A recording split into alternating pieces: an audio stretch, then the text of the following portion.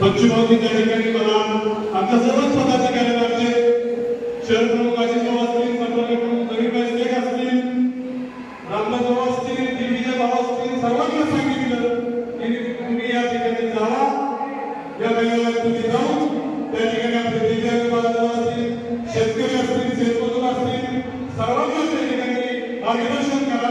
माझा निरोप त्या ठिकाणी पोहोचवा. तर एवढा तुमच्यावर प्रेम करणारा आता कामगिरी करणाऱ्या मानसिकतेचा नेता, ज्या माणसाने 125 जिया या केंद्राच्या कातडीच्या सरकारकडून तुमच्यासाठी काम केले.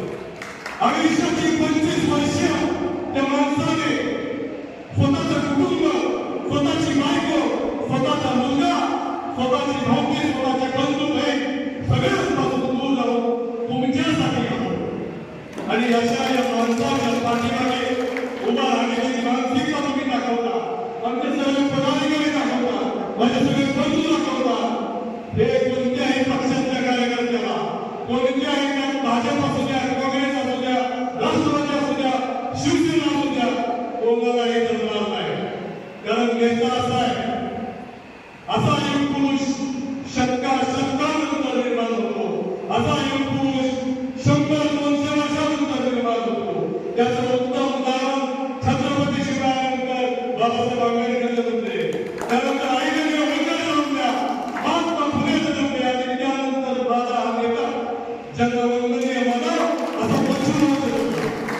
अहो, चांगल्या माणसाचं दुःख, चांगल्या माणसाचं सुख कुणीही वाटून घेतलं, परंतु ज्यांना तो हात नाही, ज्यांना तो पाय नाही, ज्यांच्या वेदना त्या मुलालाही वाचता येत नाही, अशा माझ्या देवाने त्यांच्या वेदना वाचल्याचं काम या 25 वर्षात केलं. हा युगपुरुष 6 वर्षापर्यंत कधी आपलं नेतृत्व होतं. आणि म्हणून सांगतो की सुधीर भाऊ सारखा कार्यकर्ता या ठिकाणी मोठं ताकदीने काम करतोय. दुष्काळ पाणी होता, प्यायला पाणी नव्हतं, सगळे सारे हात फोड तुमचा अंदाज होता. या ठिकाणी झोपले होते आणि एकमेव प्रहारचा कार्यकर्ता तहसीलदाराची गाडी